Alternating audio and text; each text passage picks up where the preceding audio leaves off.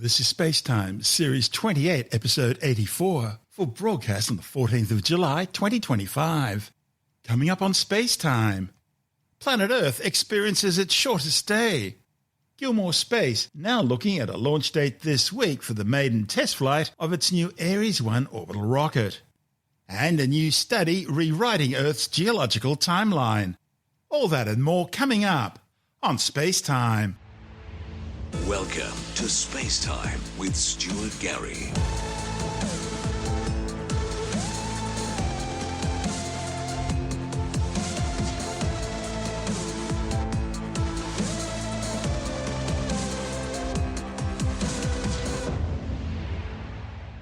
You may not have noticed it, but July 9th was one of the shortest days ever recorded in modern times. The Earth's rotation was some 1.51 milliseconds shorter than the planet's current average rotational period of 23 hours, 56 minutes and 4 seconds. What's more, July the 22nd and August the 5th will also see the planet rotating faster than normal around its axis. A day on planet Earth is technically known as a sidereal or stellar day. It's the amount of time it takes for the Earth to make one full rotation on its axis with respect to the celestial background. That is, the distant stars that appear to be fixed in the sky. But Earth's rotation isn't constant. It's influenced by various factors, such as the gravitational pull of the Sun and Moon, changes in Earth's magnetic field, how mass is distributed around the planet, and tectonic movements such as earthquakes. For example, the 2011 earthquake and tsunami which hit Japan shortened the length of the day by 1.8 microseconds. Mind you, overall, the planet's rotation has gradually been slowing down ever since its creation 4.6 billion years ago. Geologic evidence shows an average Earth day was just 19 hours long between about 1 and 2 billion years ago, most likely due to the Moon being a lot closer to the Earth, resulting in a stronger gravitational pull than it currently has. That stronger pull caused the planet to spin faster on its axis due to the Moon's gravitational tidal forces. Since its creation, the Moon's gradually been moving away from the Earth at a rate of about 3 centimetres a year, and so the Earth's days are gradually getting longer. In 2020, scientists found that the Earth was spinning more quickly than at any point since records began in the 1970s. And they recorded the Earth's shortest ever measured day on July the 5th, 2024, when it was 1.66 milliseconds shorter than the current average for the planet. On July the 9th just passed, as well as July the 22nd and August the 5th coming up, the Moon will be at its furthest distance or apogee from the Earth's equator. And that changes the impact its gravitational pull has on the planet's axis. While these gravitational tidal effects are expected, research by NASA suggests that human activity is also contributing to the change through the movement of ice and groundwater linked to climate change. And that's increased the length of an Earth day by an average of 1.33 milliseconds per century between the year 2000 and 2018. Now, these tiny microsecond amounts don't seem like much. But over the years, these variations add up, and that places clocks out of sync with the planet's actual position in space. The change in the length of a day matters because it affects the accuracy of things like atomic clocks, satellite navigation systems, and telecommunications, all of which require extreme precision. That's why the International Earth Rotation and Reference Systems Service adds or subtracts leap seconds every now and then, usually on the last day of June or the last day of December. For example, when a leap second's added, the last was on December the 31st, 2016, the official clock went from 23:59 and 59 seconds GMT through to 23:59 and 60 seconds GMT before finally ticking over to midnight. In all, 27 leap seconds have been added since 1972. The next is expected in December 2029. This is SpaceTime. Still to come, Gilmour Space now looking at a launch date this week for the maiden test flight of its new Eris-1 orbital rocket. And a new study rewriting Earth's geological timeline. All that and more still to come on SpaceTime.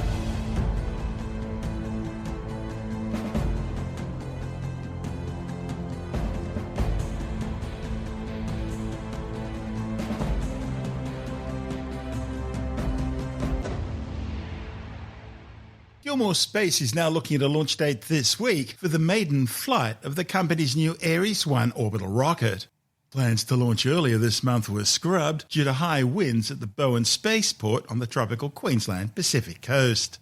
The company says the pause will give mission managers a longer, more flexible launch window and give the team a chance to rest after an intense few weeks of testing and preparations.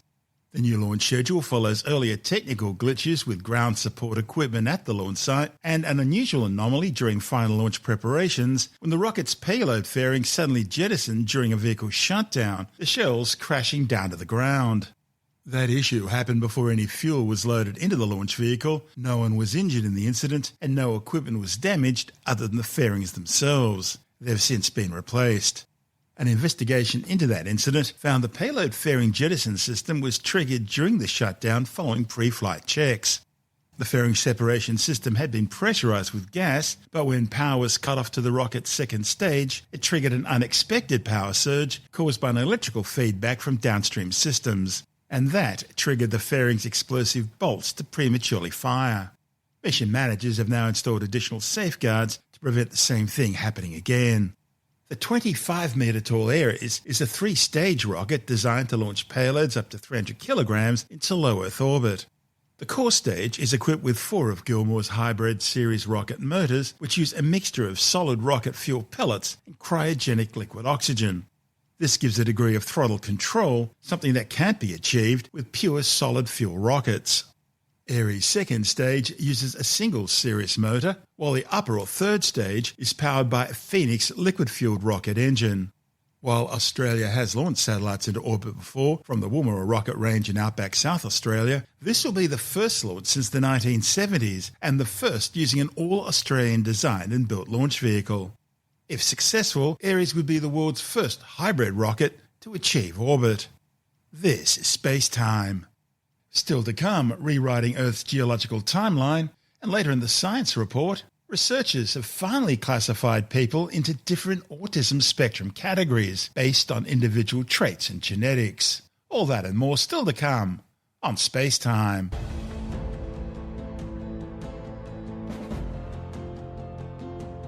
This episode of SpaceTime is brought to you by NordVPN, SpaceTime's official VPN service. Let's face it, these days your online privacy is more important than ever. Whether you're streaming science documentaries, reading the latest research, or exploring deep space images, you don't want your data to be tracked or your location exposed. With NordVPN, one click is all it takes to secure your internet connection. It encrypts your data, hides your IP address, and keeps your activity safe from prying eyes, whether you're at home, work, or connected to a public Wi-Fi. And here's where it gets really good. As a SpaceTime listener, we have an exclusive offer for you. 74% off a NordVPN plan plus 4 extra months for free. That's right, a huge 74% discount plus 4 bonus months just for being a SpaceTime listener. All you need to do is head over to nordvpn.com/StuartGary. That's nordvpn.com/StuartGary. Not only does NordVPN protect your data, but it gives you access to content from right around the world. If you want to watch a science series that's only available in another country, no problem. Just switch your virtual location and unlock it instantly. And of course, the whole thing is risk-free with a 30-day money-back guarantee. So you've got nothing to lose and your online freedom to gain. So protect your digital life, support SpaceTime, and grab our exclusive offer now at nordvpn.com/StuartGary. That's nordvpn.com/StuartGary. And now, it's back to our show.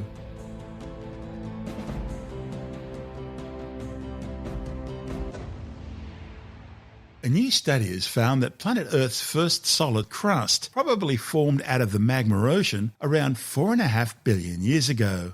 Now, that's not long after Theia, a Mars-sized protoplanet, crashed into the early proto-Earth, melting the two bodies together and ejecting material into orbit, which eventually formed the Moon. The new findings, reported in the journal Nature, changes science's understanding of Earth's early geological history, and it challenges beliefs about how the continents formed and when plate tectonics first began. The new research also suggests that this first crust probably had chemical features remarkably similar to what we see in the continental crust today. And that means the distinctive chemical signature of the continents was established at the very beginning of Earth's history. The study's lead author, Simon Turner from Macquarie University, says the discovery has major implications for how science thinks about Earth's earliest epoch. Scientists have long thought that tectonic plates needed to dive beneath each other in order to create the chemical fingerprints seen in continental crust today. But Turner says this new research shows that this signature existed in Earth's very first protocrust, meaning those early theories now need to be re-examined. For decades, scientists have tried to identify when plate tectonics first began, because that was important for providing the conditions which allowed the earliest evolution of life to begin. The chemical signature of rocks formed in subduction zones where one plate slips beneath another is distinctive in its low quantity of the element niobium.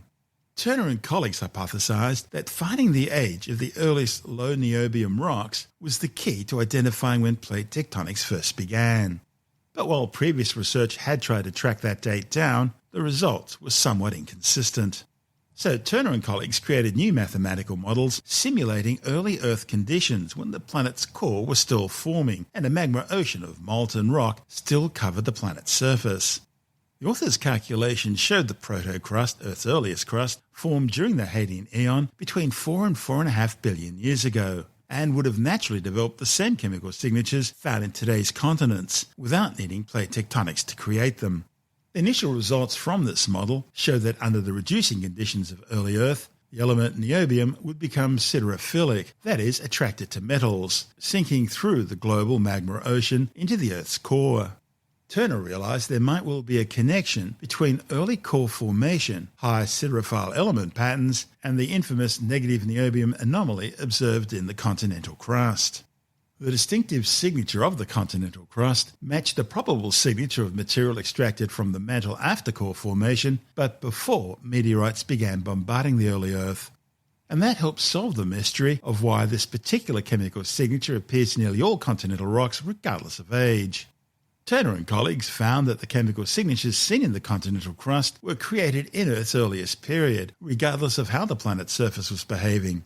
Turner says the early crust was reshaped and made richer in silica thanks to a combination of meteor impacts, chunks of crust peeling off, and the beginning of tectonic plate movements. The thinking is the first crust likely broke into pieces that became thicker in some areas, forming the beginning of continents. And as these pieces moved sideways, the molten magma between them created the basaltic crust similar to what we see in the ocean floors today. The late heavy meteor bombardment during this early period caused extensive disruption and recycling of the crust. Turner suggests that plate tectonics may well have worked in fits and starts, triggered by meteor impacts until about 3.8 billion years ago, when the meteor bombardment decreased dramatically as the early solar system's chaos gave way to more orderly orbits. And after that, plate tectonics fell into a continuous, self-sustaining pattern. Turner says the discovery completely changes science's understanding of Earth's earliest geological processes. Well, it's an interesting thing in that it's never really been directly addressed. So we obviously have our existing archive of rocks on the planet, and you run out of them in the Archean era, so we don't really know what was around before then. So what we did was to try and model what that composition would have been using sensible starting assumptions. And it turns out that the composition, we think, of that earliest crust would have been very similar to today's crust. Now, that perhaps is a big enough surprise in itself, but it has a very important ramification, and that is one of the biggest questions, well, in science, actually, I think it's listed in the top 10, is when did plate tectonics start? Because Earth, as far as we know at the moment, is the only planet, at least in the solar system, that has plate tectonics. And so a big question, because that's linked to how the continents form and move about, and life and the evolution of the oceans and the atmosphere. When that process started has been of great interest for a very long time. What struck me, or us, as unusual was that all the attempts to try and answer that question kept coming up with different answers. So there seemed to be something wrong there. And we think because the method used was to try and look for the oldest rocks which had a subduction signature, so that's the signature of magmas produced at island arcs where one plate subducts beneath another, and to see when that first appeared in the rock record. But if the continental crust always had its current composition, then you can't use that method to determine when plate tectonics started. It undoes that approach. So that was perhaps the biggest conclusion of the results of our study. When you look at the Earth's crust today, there are some areas in South Africa, around Hudson Bay in Canada, and even in the Pilbara of Western Australia, where we find some really old crusts. Correct. How different are they from, well, what we'd see under your feet at Epping? Right. So it turns out that they're not that different at all. So there are some subtle differences between, so all the samples you've cited come from the Archean era, and average Archean crust is not that different to average modern continental crust. And what wasn't known, but we have now modelled, is what the crust in the Hadean era was. So the Hadean era came before the Archean, so it was the Earth's original crust that formed from a magma ocean when the Earth was still molten. Actually turns out to be very, very similar to all those examples you've just mentioned. Of course, the other big question here is you're talking about 4.5 billion years ago. That's roughly the time that the Theia impact would have happened. That's right. So the Earth was formed by accretion of asteroids, and the heat from accretion and early isotope decay led to a magma ocean forming, and from that the core separated and the first crust was formed. And you're absolutely correct, the moon forming impact was about the same time as well. So it was clearly a very active and, if you like, chaotic period of Earth's history, and that's probably one of the reasons we have no rocks remaining from that era. So the original protocrust would have been potentially melted and certainly severely broken up by impacts, meteorite impacts, including the one that formed the moon. So that's probably why we don't have any rocks from that era, which makes it very hard to say what was the composition of that earliest crust, and hence you have to use a modelling approach such as the one we used. And of course it doesn't end there, does it? Because the late heavy bombardment continued to, well, there are various estimates, but roughly around 3.9 billion years ago. Correct.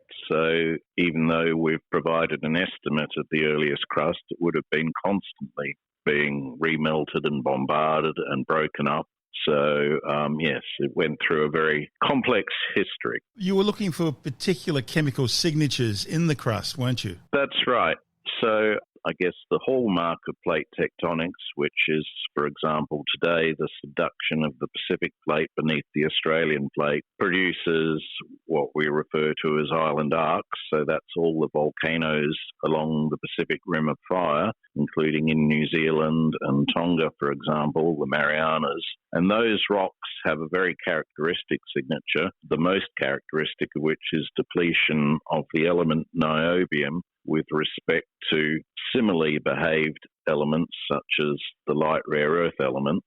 And because that signature appears today at island arcs, it was assumed that that signature was therefore created always by plate tectonics. What we show is that that signature can be created in another way, and that is by extraction of the core and a protocrust at the same time in the earliest Earth. So whilst that signature might be recycled at island arcs, we suggest it was actually created in a different way at the beginning of Earth's history. Is it a case of differentiation of the planet itself taking place at the same time as all these other things were happening, and scientists simply not looking at it from that point of view, and now they realise that these things were all happening in unison? Well, I think we know that there were a lot of things happening at very similar times. Of course, you can only estimate or date them to a level of precision which depends on the method. So they were all closely related, and a lot of them were happening at the same time. But it was simply because we have no rocks from that era that there's been not much focus on what the crust might have looked like. And it is a bit surprising that nobody had attempted what we attempted to actually undertake that modelling. How did you do the modelling? So that's a little bit technical. So it's a chemical approach whereby we have equations that tell us if you melt a rock, what composition melt you'll get if it's only partially melted. And you can make that modelling more realistic by saying, well, let's melt an asteroidal composition to a certain extent, and we're going to let the metal drop out to form the Earth's core. We're going to solidify, or the residue will be the Earth's mantle or peridotite, and then if a little bit of melt escapes and solidifies, that then is the crust. So we have a numerical way, knowing how different elements behave, of modelling that really quite accurately. That's Professor Emeritus Simon Turner from Macquarie University. This is Space Time.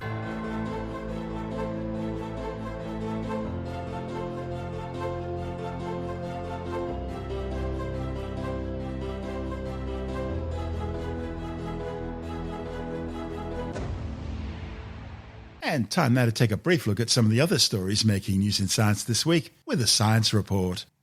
A new study has for the first time been able to classify people on the autism spectrum into 4 distinct groups based both on their autism-related traits and also the underlying genetics. The findings, reported in the journal Nature Genetics, analysed more than 150,000 people with autism and more than 200,000 of their family members. The study found that each of the 4 autism subtypes had its own biological signatures. The first group, which constitutes about 37% of participants, has been named the Social and Behavioural Challenges Group.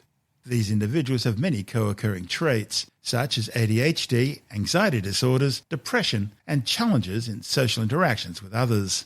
Some also tend to display restricted or repetitive behaviours and mood dysregulation.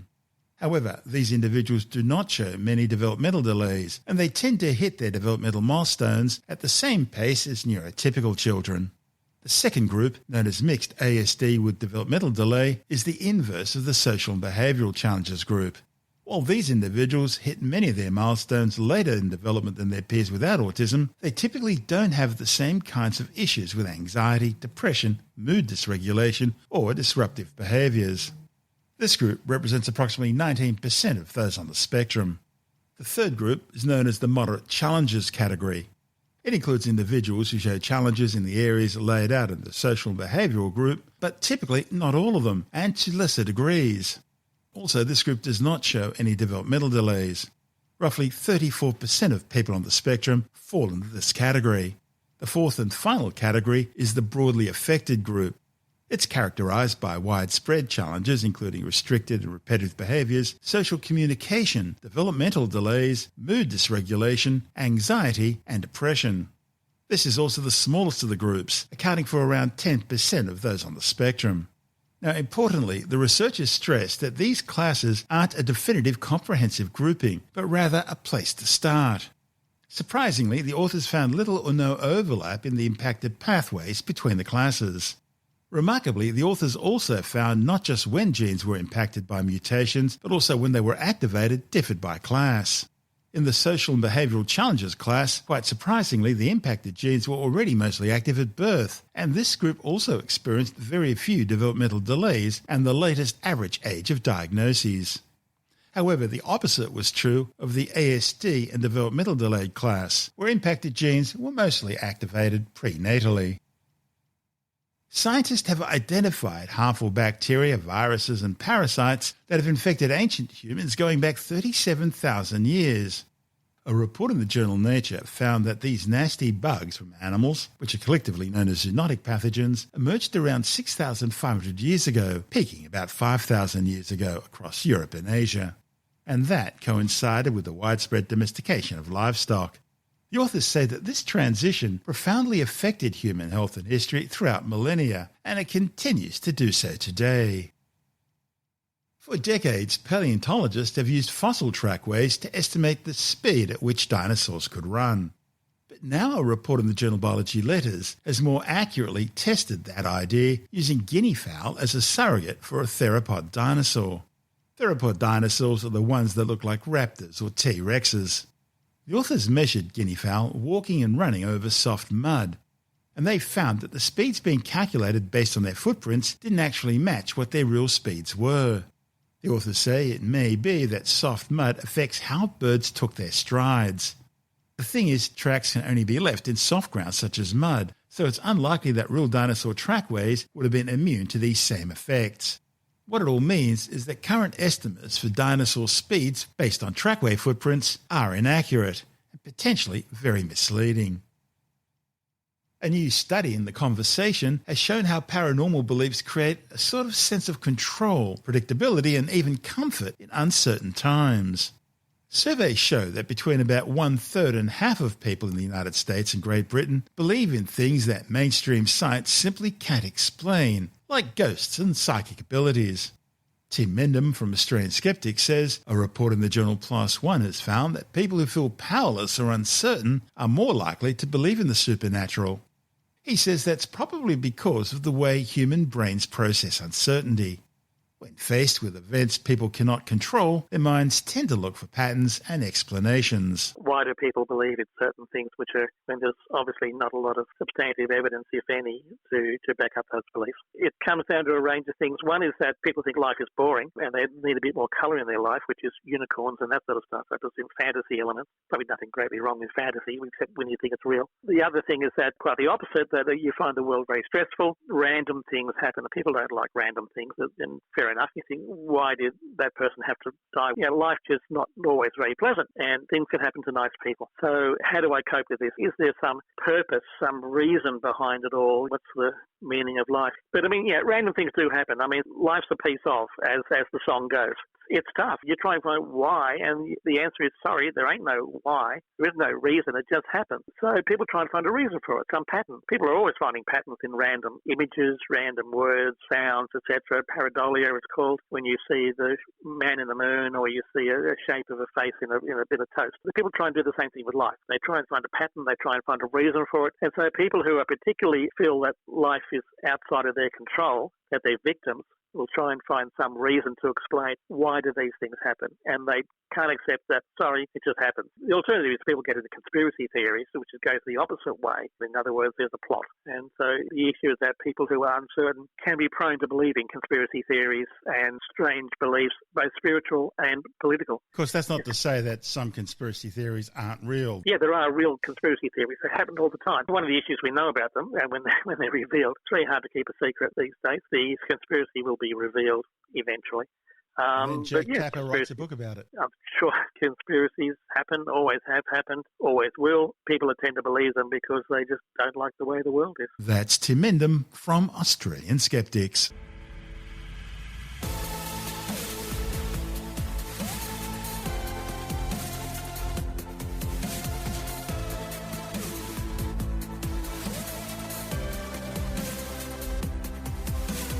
And that's the show for now. SpaceTime is available every Monday, Wednesday and Friday through Apple Podcasts, iTunes, Stitcher, Google Podcast, Pocket Casts, Spotify, Acast, Amazon Music, Bytes.com, SoundCloud, YouTube, your favourite podcast download provider, and from spacetimewithstuartgary.com. SpaceTime's also broadcast through the National Science Foundation on Science Zone Radio and on both iHeartRadio and TuneIn Radio. And you can help to support our show by visiting the SpaceTime store for a range of promotional merchandising goodies, or by becoming a SpaceTime patron, which gives you access to triple-episode commercial-free versions of the show, as well as lots of bonus audio content which doesn't go to air, access to our exclusive Facebook group, and other rewards. Just go to spacetimewithstuartgary.com for full details. You've been listening to SpaceTime with Stuart Gary. This has been another quality podcast production from Bytes.com.